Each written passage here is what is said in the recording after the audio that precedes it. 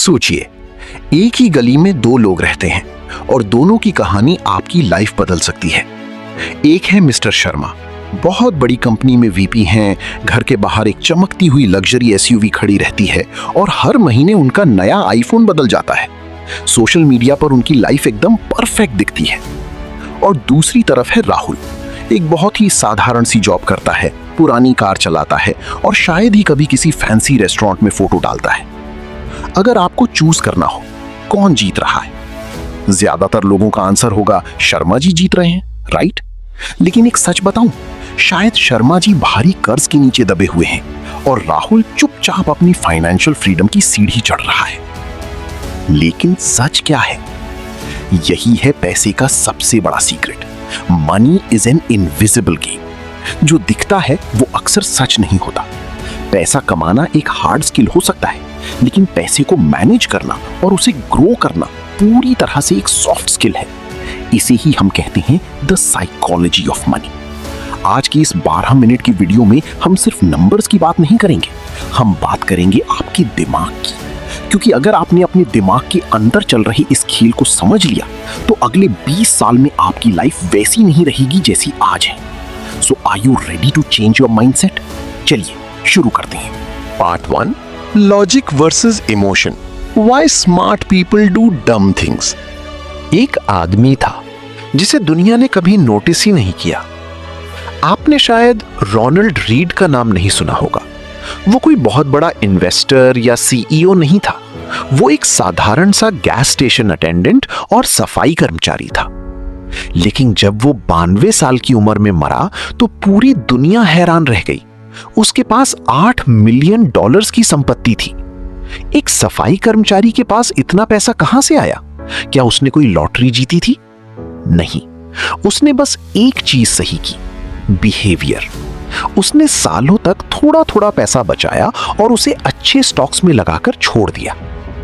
अब इसकी तुलना कीजिए रिचर्ड फस्कोन से। वो हार्वर्ड से पढ़ा हुआ एक बहुत बड़ा एग्जीक्यूटिव था जिसके पास करोड़ों रुपए थे, लेकिन उसने इतने रिस्की फैसले लिए और इतना फालतू खर्च किया कि उसे खुद को दिवालिया, बैंकरप्ट घोषित करना पड़ा। यहां एक रूल समझ लो, फाइनेंस में आप कितने स्मार्ट हैं या आपकी डिग्री क्या है ये उतना मैटर नहीं करता। मैटर करता है कि आप बिहेव कैसे करते हैं। हम सोचते हैं कि पैसा बचाना या इन्वेस्ट करना एक मैथ प्रॉब्लम है, income minus expenses equal savings. लेकिन असल में पैसा लॉजिक से नहीं, इमोशन से चलता है।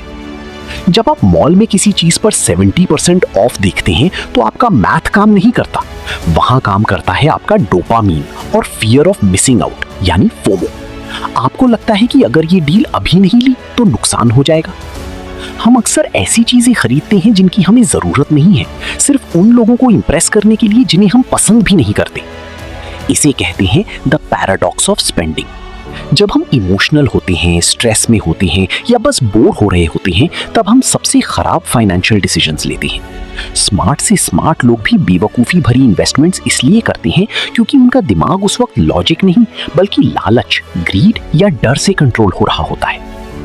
तो याद रखिए, पैसा संभालना कोई रॉकेट साइंस नहीं है, ये बस अपनी इमोशंस पर कंट्रोल पाने की एक प्रैक्टिस है। Part 2, your money story, the shadow of the past.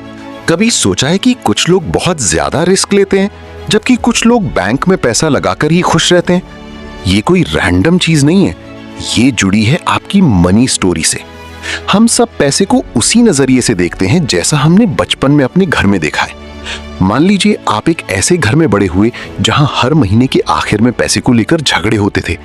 आपके दिमाग में एक बात बैठ गई, पैसा बहुत मुश्किल से आता है और कभी भी खत्म हो सकता है। नतीजा, आज आप अच्छी सैलरी कमाते हुए भी डरे रहते हैं।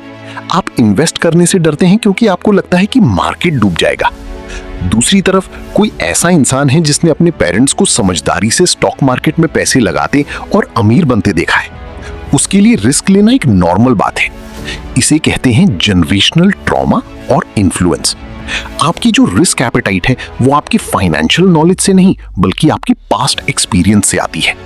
दुनिया में कोई भी इंसान पैसे को लेकर पागल, क्रेजी नहीं है। हर कोई अपने हिसाब से सही फैसला ले रहा होता है क्योंकि उसकी दुनिया की समझ अलग है। एक 1970 में पैदा हुआ इंसान और एक 1990 में पैदा हुआ इंसान स्टॉक मार्केट को कभी एक जैसा नहीं देख सकता। क्यों? क्योंकि उन्होंने अलग अलग मंडी, रिसेशंस और अलग अलग बूम्स देखे हैं। तो अगली बार जब आप किसी को गलत तरीके से पैसा खर्च करते या बहुत ज्यादा डरते हुए दिखें तो याद रखना, वो गलत नहीं है, बस उनकी कहानी आपसे अलग है। Their money story is different. आप बस अपनी कहानी को पहचानिए। क्या आप डर की वजह से पीछे हट रहे हैं या आप बिना सोचे समझे रिस्क ले रहे हैं? अपनी पास्ट मेमोरीज को समझना ही फाइनेंशियल मैच्योरिटी का पहला कदम है।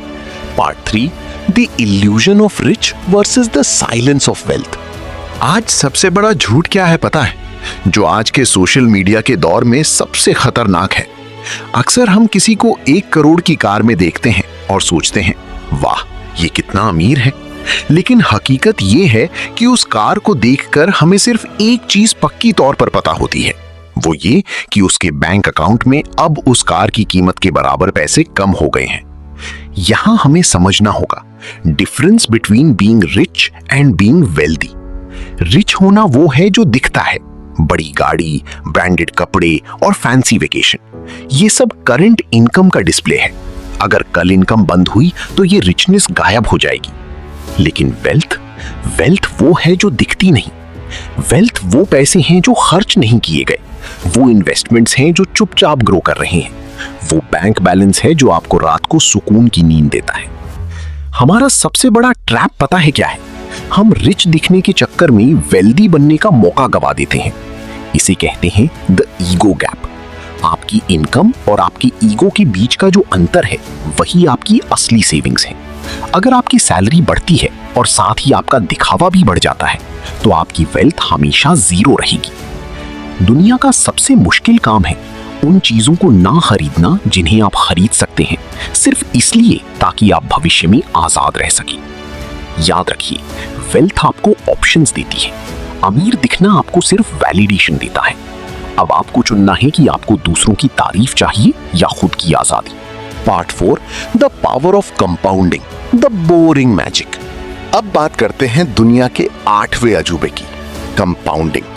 हम सब ने इसके बारे में सुना है, लेकिन सच कहूं तो हमारा दिमाग इसे समझने के लिए बना ही नहीं है।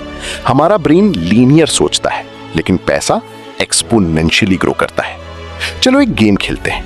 सोचो एक बार, मैं आज तुम्हारे सामने आके कहूं, लो 1 करोड़ रुपए कैश अभी तुम्हारा, या फिर 1 पैसा जो हर दिन सिर्फ डबल होगा 31 दिनों तक। तुम क्या लोगे? पहले हफ्ते के बाद वो 1 पैसा सिर्फ 64 पैसे है। दूसरे हफ्ते के बाद 81 रुपए 92 पैसे। तुम्हारा 1 करोड़ वाला दोस्त अभी भी हंस रहा है, लेकिन फिर कुछ होता है। 20वें दिन 5244 रुपए, 25वें दिन 1,67,772 रुपए, 29वें दिन 26,84,354 रुपए, 30वें दिन 53,68,709 रुपए। और part 4, the power of compounding, the boring magic. और 31वें दिन 1,07,37,418 रुपए।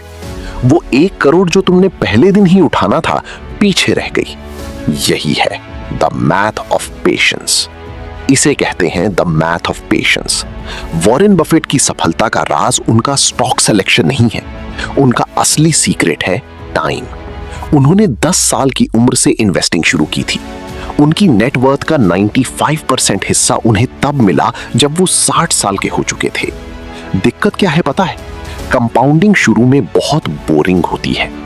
पहले 5-10 साल आपको कोई बड़ा बदलाव नहीं दिखेगा। आप सोचेंगे इतना बचाकर क्या फायदा, इससे अच्छा तो पार्टी कर लेता।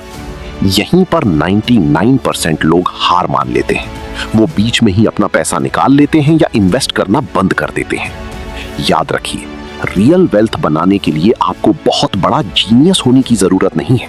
आपको बस नॉट क्विटिंग का हुनर सीखना होगा। पैसा पेड़ पर फल की तरह है। अगर आप बार बार बीज उखाड़ कर चेक करेंगे कि पौधा कितना बड़ा हुआ, तो पेड़ कभी नहीं बनेगा। Just be consistent, stay boring and let time do the heavy lifting. Part 5, freedom is the real goal, the ultimate prize. Video के आखिर में मैं आपसे एक बहुत ही गहरी बात शेयर करना चाहता हूं। हम ये सब क्यों कर रहे हैं? क्यों हमें साइकोलॉजी समझनी है? क्यों पैसा बचाना है? क्या सिर्फ बैंक बैलेंस के लिए? बिल्कुल नहीं। असली गोल है फ्रीडम। मॉर्गन हाउसल अपनी किताब में लिखते हैं, the highest form of wealth is the ability to wake up every morning and say I can do whatever I want today. सोचिए, आपके पास एक बहुत बड़ी गाड़ी है, लेकिन आपको रोज सुबह ऐसे काम पर जाना पड़ता है जिसे आप नफरत करते हैं।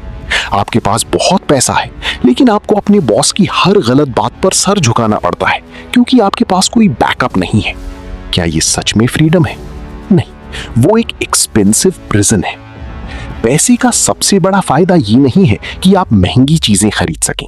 पैसे का सबसे बड़ा फायदा ये है कि वो आपको आपके वक्त, टाइम पर कंट्रोल देता है। जब आपके पास इंडिपेंडेंस फंड या इमरजेंसी फंड होता है तो आप रिस्क ले सकते हैं, आप अपनी पसंद का बिजनेस शुरू कर सकते हैं, आप अपने बच्चों के साथ ज्यादा वक्त बिता सकते हैं, आप नो कहने की ताकत रखते हैं। यही इस पूरे वीडियो का सार है, समरी है। 1, पैसा नंबर्स का नहीं, माइंडसेट का खेल है। 2, दूसरों को इंप्रेस करना बंद कीजिए, वो आपकी बिल्स नहीं भरेंगे। 3, और सबसे जरूरी, पैसा कमाइए ताकि आप आजाद हो सकें, ना कि गुलाम। तो दोस्तों, आज से आप क्या बदल रहे हैं? क्या आप अपनी मनी स्टोरी को दोबारा लिखेंगे या फिर आज से ही अपनी पहली बोरिंग इन्वेस्टमेंट शुरू करेंगे? कमेंट में मुझे जरूर बताइए, आर यू अ सेवर और अ स्पेंडर? और अगर आप चाहते हैं कि हम इन्वेस्टिंग साइकोलॉजी पर एक और डिटेल वीडियो बनाएं तो नीचे इन्वेस्ट लिखना मत भूलना। वीडियो पसंद आई तो लाइक करें और अपने उस दोस्त के साथ शेयर करें जिसे इस विजन की जरूरत है। मिलते हैं अगले वीडियो में, तब तक के लिए अपने दिमाग पर काम कीजिए, पैसा अपने आप पीछे आएगा।